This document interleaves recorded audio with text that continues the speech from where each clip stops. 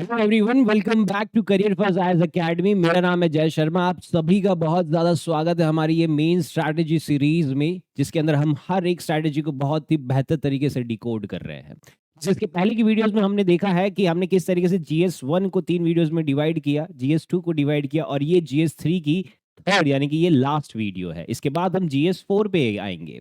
इससे पहले की GS3 की 2 वीडियोस में हमने डिस्कस किया कि सिलेबस को हमने डिकोड कैसे करा है, सिलेबस से हम पीवाईक्यू मैपिंग पे कैसे गए हैं, और फिर हमने पीवाईक्यू की थीम्स भी देखी है कि क्या टाइप की थीम्स है यूपीएससी जो 2013 से 24 तक में पूछ रहा है, और उसके आधारित हम GS3 की प्रिपरेशन करते हैं। यूजुअली एक स्टूडेंट क्या करता है कि वो GS3 में वो कई सारा कंटेंट बनाना चाहता है, क्योंकि GS3 हमें पता है कि ये एक डायनामिक सब्जेक्ट है जिसके अंदर करंट लिंकेजेस बहुत ज्यादा होता है। तो स्टूडेंट स्टैटिक पोर्शन पढ़ लेता है, वो करंट पोर्शन पढ़ लेता है, और जो सबसे इंपॉर्टेंट पार्ट होता है दैट इज आंसर राइटिंग, वहां वो चूक जाता है। तो आज की इस वीडियो में हम वही चीज करेंगे। हम एक लाइव पीवाईक्यू उठाएंगे और हम देखेंगे कि ये पीवाईक्यू को हम ब्रेक डाउन कैसे करते हैं। दैट मीन्स कि हम एक खुद का मॉडल आंसर बनाएंगे जो हमें हेल्प करेगा एक पीवाईक्यू का स्ट्रक्चर बनाने के लिए। नाउ रिमेंबर, जैसे मैं पहले भी डिस्कस कर चुका हूं, मैं आज भी कह रहा हूं कि ये आपको एक मेथडोलॉजी बताएगा कि आपको मॉडल आंसर बनाना कैसे है, आपको एक क्वेश्चन को ब्रेक डाउन कैसे करना है। उसके ऊपर वैल्यू एडिशन हम जितना चाहे उतना कर सकते हैं, बट पहले हमें एक मेथडोलॉजी हमारे माइंड में क्लियर हो जानी चाहिए। ठीक है, तो उसके बेसिस पे हम शुरू करते हैं। तो सबसे पहले जो इंपॉर्टेंट चीज यहां पे रहेगी that is why GS3 answers are unique, कि GS3 के आंसर्स इतने ज्यादा यूनिक क्यों रहते हैं। क्योंकि सबसे पहली चीज जो यहाँ पे हम कह रहे हैं कि ये करंट ड्रिवन बहुत ज्यादा होते हैं, बट स्टिल यहाँ पे एक स्टैटिक फाउंडेशन लाना बहुत ज्यादा जरूरी है। Static foundation in the sense कि जब मैं कह रहा हूं स्टैटिक फाउंडेशन, दैट मीन्स कि आपको थियरी लाना बहुत जरूरी है, कि आप थियरी इग्नोर नहीं कर सकते। स्टूडेंट वही कर रहे हैं ना, वो GS3 में क्या कर रहे हैं, बस करंट इवेंट्स पढ़ते जा रहे हैं, वो करंट लिंकेजेस बनाते जा रहे हैं, और वो स्टैटिक चीज को भूल जा रहे हैं, राइट। बट करना क्या है कि जो हमने स्टैटिक पढ़ा है, जो हम थियरी पढ़े हैं, उसको हमें वेरियस तरीके से लिंकेजेस करना है। जैसे फॉर एग्जांपल मैं कह रहा हूं कि आपने कोई भी थियरी पढ़ी है, तो आप उसको एक लेटेस्ट डेवलपमेंट से लिंक करने की कोशिश कीजिए। आप उस थियरी को गवर्नमेंट की पॉलिसीज से लिंक करने की कोशिश कीजिए। आप उस थियरी को एक रियल वर्ल्ड एग्जाम्पल से लिंक करने की कोशिश कीजिए। तो जाके आपका जो स्टैटिक वर्सेस करंट का कॉम्बिनेशन है वो और बेहतर तरीके से हो पाता है। ठीक है, जो सेकंड चीज हमें समझनी है कि आपको इसके अंदर datas, reports, examples add on करने। दीज आर नॉट ऑप्शनल, ये ऑप्शनल नहीं है, ये आपके आंसर को एनरिच करेगा, आपको और ज्यादा मार्क्स लेके आने की कोशिश करेगा। फॉर एग्जाम्पल जैसे आप एग्रीकल्चर के बारे में लिख रहे हो, तो मेक श्योर आप एग्रीकल्चर का GDP शेयर लिखने की कोशिश कीजिए, आप ग्रॉस वैल्यू एडिशन के बारे में लिखने की कोशिश कीजिए, राइट। तो इस तरीके से है। फिर जो थर्ड है that is the most important is कि मल्टी डायमेंशनल अप्रोच बहुत ज्यादा जरूरी है यहाँ पे। अब multi dimensional approach in the sense कैसा है कि हम मान लेते हैं कि सवाल आया है, द सवाल question is on food processing. अब food processing is a very multi dimensional question, is on food processing. अब फूड प्रोसेसिंग में बहुत ज्यादा मल्टी डायमेंशनलिटी आती है। जैसे फॉर एग्जांपल हम कह रहे हैं कि फूड प्रोसेसिंग में आप क्या क्या चीजें मेंशन कर सकते हो, या आपको क्या क्या चीजें मल्टी डायमेंशनल अप्रोच रखने की कोशिश करनी चाहिए। जैसे हमें सबसे पहले फूड प्रोसेसिंग को एग्रीकल्चर से कनेक्ट करना है, क्योंकि वहीं से फूड प्रोसेस आएगा। फिर हमें उसको इंडस्ट्री से कनेक्ट करना है, फिर हमें उसको इंफ्रास्ट्रक्चर से कनेक्ट करना है, फिर हमें उसको एम्प्लॉयमेंट से कनेक्ट करना है, हमें उसको न्यूट्रिशन से भी कनेक्ट करना है। सो कहने का मतलब क्या है कि आपको फूड प्रोसेसिंग में इतने ज्यादा मल्टी डायमेंशनल अप्रोच साथ में लेके चलने हैं कि जब भी आप फूड प्रोसेसिंग पे आंसर लिखने की कोशिश कर रहे हो, तो मेक श्योर कि आप ये सारे डायमेंशन सोच पाओ कि फूड प्रोसेसिंग का ये सारे डायमेंशंस पे क्या इम्पैक्ट हो सकता है, right.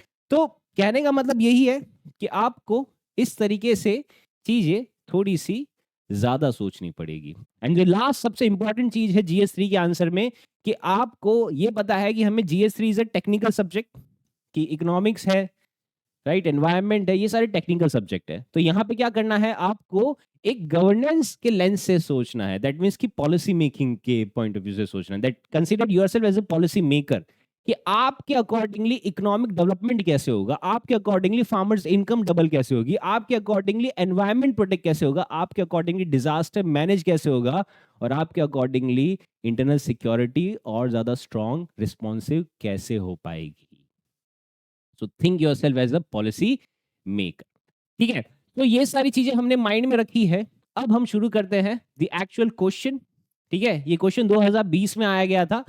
It's a quite simple question, जहां पे पूछा गया है discuss, it's the directive, discuss the challenges of food processing sector in India and the initiatives taken by the government to promote it. यानी कि यहाँ पे सिंपल बोला गया है कि फूड प्रोसेसिंग सेक्टर इंडिया में जो वर्क कर रहा है उसकी वर्किंग में क्या चैलेंजेस है, और वो चैलेंजेस से ओवरकम करने के लिए सरकार ने क्या इनिशिएटिव्स लॉन्च किए गए हैं। सिंपल पूछा गया है। ठीक है, तो यहाँ पे अगर हम देखते हैं कि क्वेश्चन का डायरेक्टिव क्या है, क्वेश्चन का डायरेक्टिव है इज डिस्कस। जैसे हमने समझा था, डिस्कस में क्या करना है, आपको एक बैलेंस अप्रोच लेके आनी है, आपको प्लस चीज बतानी है, आपको माइनस चीज भी बतानी है। सो प्लस माइनस का दोनों का आपको एक बैलेंस अप्रोच रखना है। तो वही चीज है, यहाँ पे फोकस किस पे रहेगा, चैलेंजेस पे फोकस रहेगा। ठीक है, और यहाँ पे इनिशिएटिव्स पे फोकस रहेगा। बट यहाँ पे स्कोप बहुत बड़ा है। स्कोप कैसे बड़ा है, क्योंकि मैंने क्या कहा, जब सवाल फूड प्रोसेसिंग पे है तो आपको अलग अलग सेक्टर से कनेक्ट करने की कोशिश करनी है। सेक्टर्स लाइक जैसे अभी हमने देखा कि एग्रीकल्चर से हमें कनेक्ट करना है, हमें इंफ्रास्ट्रक्चर से कनेक्ट करना है, हमें इंडस्ट्री से कनेक्ट करना है, एम्प्लॉयमेंट से कनेक्ट करना है, न्यूट्रिशन से कनेक्ट करना है। सो दैट मीन्स कि आपके पास स्कोप यहाँ पे ज्यादा है। Now that totally depends upon you कि आप कितना वहां पे रिकॉल कर पा रहे हो और कितना आप उसको राइटिंग में लिख पा रहे हो। ठीक है, तो यहां से हमारा क्वेश्चन हमें समझ आ गया, डायरेक्टिव हमें समझ आ गया। Now comes the most important part, that is writing answer. Now answer writing का सबसे इंपॉर्टेंट पार्ट होता है दैट इज इंट्रोडक्शन, क्योंकि हर एस्पिरेंट इंट्रोडक्शन में अपनी जी जान लगाना चाहता है। वो चाहता है कि एक एग्जाम में जब इंट्रोडक्शन पढ़े तो उसको पूरा क्वेश्चन समझ आ जाए, उसको मेरा पूरा आंसर का अप्रोच भी समझ आ जाए। बट यूजुअली हमें इंट्रोडक्शन में करना क्या है, इंट्रोडक्शन में तीन चीजें करनी होती है हमें, राइट? कि इंट्रोडक्शन में तीन चीजें ध्यान में रखनी होती है। सबसे पहली चीज ये होती है कि हमें इंट्रोडक्शन में जो कॉन्टेक्स्ट पूछा गया है वो कॉन्टेक्स्ट को सेट करना, we have to set the context. ठीक है, फिर सेकंड चीज हमें ये बतानी है कि जो उसके अंदर थीम पूछी गई है वो थीम को हमें डिफाइन करनी होती है। जो फिर जो थर्ड चीज है जो स्टूडेंट यूजुअली मिस कर देता है, राइट, थर्ड चीज इज वेरी इंपॉर्टेंट कि हमें उसके अंदर एक लीड देना है कि हम बॉडी में क्या लिखने वाले हैं। That is very very important. तो इससे क्या हो गया कि बॉडी में हम क्या लिखेंगे जो हमसे सवाल में पूछा गया है। तो इंट्रोडक्शन आपका वैसा होना चाहिए कि आपने एक बार इंट्रोडक्शन एग्जामिनर ने पढ़ा तो आपको क्वेश्चन समझ आने लग गया। तो वही चीज है कि इंट्रोडक्शन में पहले कॉन्टेक्स्ट सेट कीजिए, थीम डिफाइन कीजिए, और फिर उसके बाद में एक लीड दीजिए जिसके बेसिस पे आप ये बताओगे कि मैं बॉडी में ये चीजें लिखने वाला हूं। ठीक है, तो अब हम इंट्रोडक्शन लिखते हैं। अब इंट्रोडक्शन में क्या बोला गया, वापस सवाल पढ़ते हैं। सवाल में क्या पूछा गया है कि फूड प्रोसेसिंग सेक्टर के अंदर चैलेंजेस है, उसको डिस्कस करना है, और वो चैलेंजेस ओवरकम करने के लिए सरकार ने कुछ इनिशिएटिव्स दिए हैं, उसे भी डिस्कस करना है। ठीक है, तो अब जैसे मैं अगर इंट्रोडक्शन लिखता हूं तो इंट्रोडक्शन में मैं डायरेक्ट फूड प्रोसेसिंग को डिफाइन कर सकता हूं। Now what exactly food processing means, food processing क्या होता है कि जो एग्रीकल्चर प्रोडक्ट्स है उनको कंज्यूमेबल प्रोडक्ट बनाया जाता है। बट डिफरेंस ये है कि इनकी जो शेल्फ लाइफ है वो इनहेंस कर दी जाती है, इनके अंदर वैल्यू एडिशन किया जाता है, इनका एक मार्केट बनाया जाता है। So that is food processing. ठीक है, ये मैंने कर दिया। फिर मेरे को क्या करना है, मेरे को उसके अंदर एक रेलेवेंट फैक्ट डाल देना है। जैसे मैं ये करूंगा कि फूड प्रोसेसिंग का इंडिया में 10% तक का ग्रॉस वैल्यू एडिशन रहता है, या फिर आप उसका एक एम्प्लॉयमेंट डेटा डाल दो। ठीक है, तो पहले मैंने फूड प्रोसेसिंग को डिफाइन किया कि जो रॉ एग्रीकल्चर प्रोडक्ट है उसको कंज्यूमेबल बनाते हैं, जिनकी लाइफ इंक्रीज की जाती है, जिनको हम स्टोर कर सकते हैं, राइट, जिनका एक वैल्यू एडिशन होता है। ओके, और फूड प्रोसेसिंग इंडस्ट्री में 10% तक का ये ग्रॉस वैल्यू एडिशन करता है हमारे जीडीपी में। फिर मेरे को बॉडी का कॉन्टेक्स्ट लिखना है। दैट मींस कि I have to lead to body, कि मैं स्ट्रक्चर में क्या लिखूंगा। तो मैं कहूंगा डिस्पाइट दिस पोटेंशियल, कि इतना पोटेंशियल होने के बावजूद इसके अंदर कुछ चैलेंजेस है, कुछ बॉटलनेक्स है, और जिसके लिए सरकार ने कुछ इनिशिएटिव्स लॉन्च किए गए हैं। मैं फिर से दोहराता हूं, सबसे पहले मैं फूड प्रोसेसिंग इंडस्ट्री को डिफाइन कर दिया कि रॉ एग्रीकल्चर प्रोडक्ट से एक कंज्यूमेबल प्रोडक्ट बनाने लग गए, जिसकी लाइफ इंक्रीज हो गई। और ये फूड प्रोसेसिंग इंडस्ट्री का 10% ग्रॉस वैल्यू एडिशन होता है हमारे जीडीपी में हर साल, ठीक है। बट डिस्पाइट दिस पोटेंशियल, कि इतना पोटेंशियल होने के बावजूद इसके अंदर कुछ चैलेंजेस है, कुछ बॉटलनेक्स है, जिससे ओवरकम करने के लिए सरकार ने कुछ इनिशिएटिव्स लाए हैं। फिर मैं बॉडी पे आऊंगा, जिसके अंदर मैंने क्या कॉन्टेक्स्ट क्या दिया कि चैलेंजेस और इनिशिएटिव। तो सबसे पहले मैं चैलेंजेस बताऊंगा। ओके, अब यहाँ पे आपका आंसर शुरू हो रहा है, द बॉडी पार्ट शुरू हो रहा है। सो बॉडी पार्ट में मैं बता रहा हूँ सबसे पहले चैलेंज क्या है, कि जो सप्लाई चेन है वो फ्रेगमेंटेड है हमारे पास। फ्रेगमेंटेड इन द सेंस कि हमारे पास कोल्ड स्टोरेज नहीं है।